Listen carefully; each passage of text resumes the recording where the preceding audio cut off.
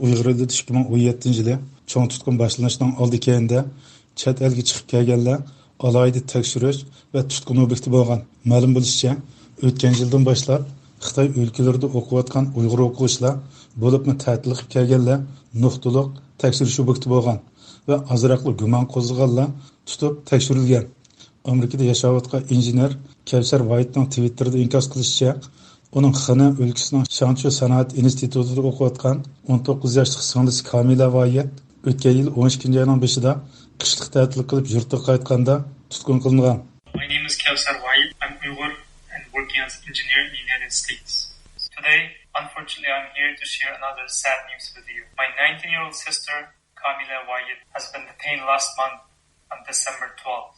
Biz atışqarta ilib olgan telefon ziyoratlarimiz davomida Kamila Vayetning ota-onasi o'ltirishlik tavallikdagi Pamir saqchixonasiga telefon qilib, Kamila Vayetning ahvoli haqida ma'lumot so'rdik.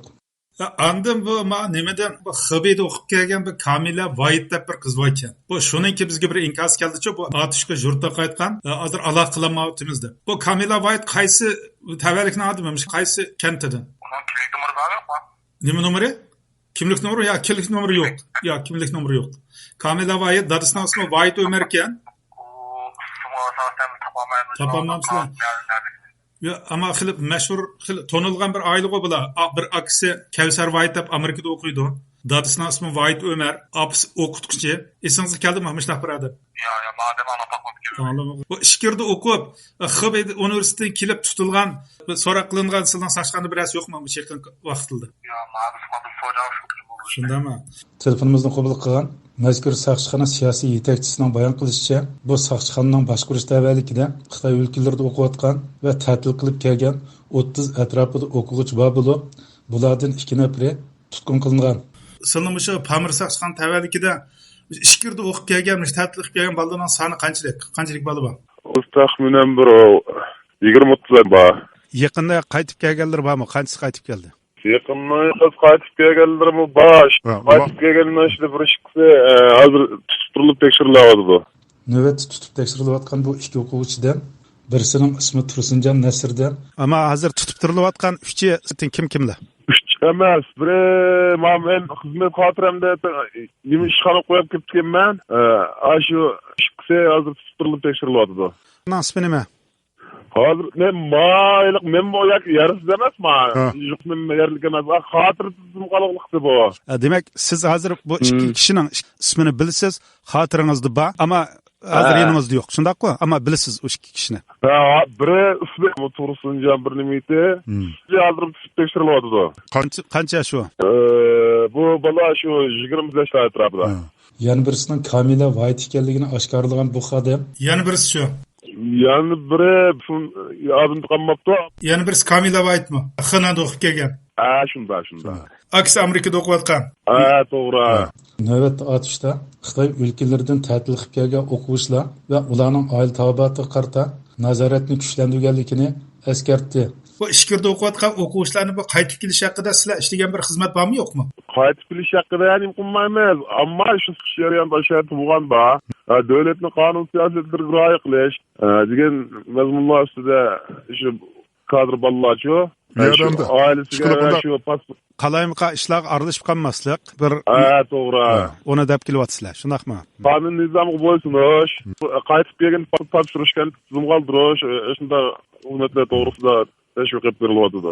Uning deyishicha, ta'til qilib kelgan o'quvchilar darhol o'zlarini kanit darajalik saqchixonalarga tizimlatish, qonunsiz gap so'zlardan saqlanishga buyurilgan.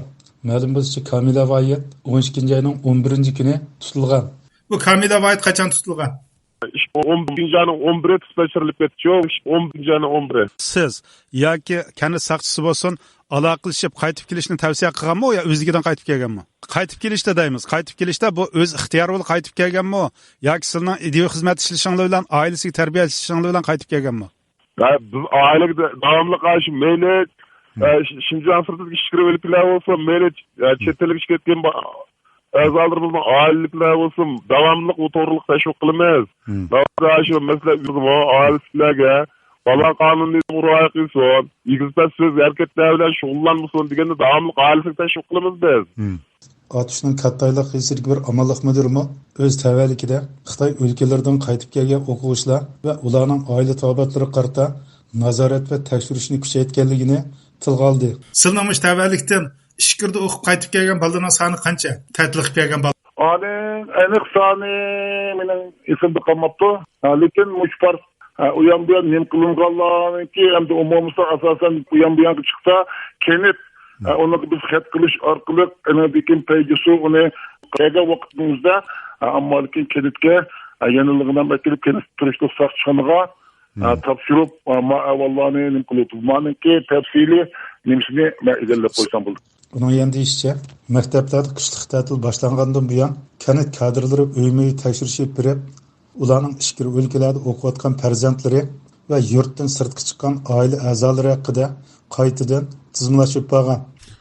Muşularning hammasini jadval qilib to'ldirish orqali oila shu nupus o aileniki.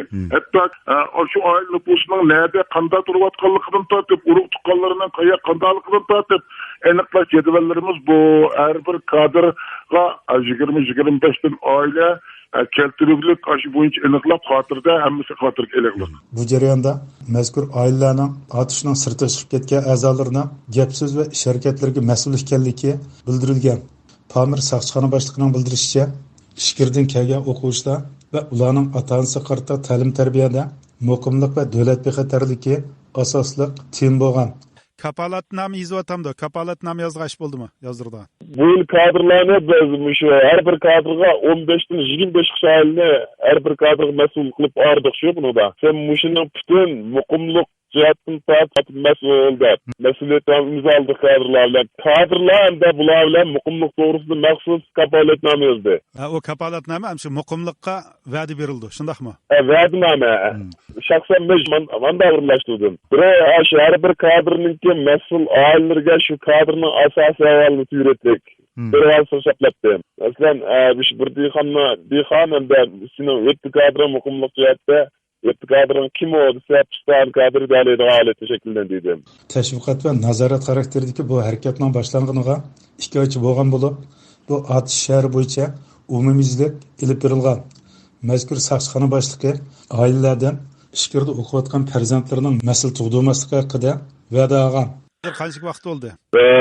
Menga güneşikka bo'lib qoldi. Qoldirmish faoliyatni yo'l qo'yayotgani. Bu shu silning kanitda berilayotgan faoliyatmi, balki bu yezda berilayotgan faoliyatmi? Yo'q, shahrimiz bo'yicha berilayotgan faoliyat. O'tgan yilgi aniqlashlarimizda Xitoy o'lkalarida xizmat qilayotgan Abduqodir Ro'zi va Tursinjon Bilgi qatorliq o'qituvchilarni va yana ishkirda o'qiyotgan Zulyar Yasin qatorliq bir turkum o'quvchilarning tutqun qilinganligi oshkorlangan edi. Bu uchurlarda Xitoy doiralarining chet eldagi o'quvchilarni asosiyatdan yig'ishtirib bo'lgandan keyin nishonni Xitoy o'lkalaridagi Uyg'ur o'quvchilarga qaratganlik ehtimolligi ko'zga chiqmoqda.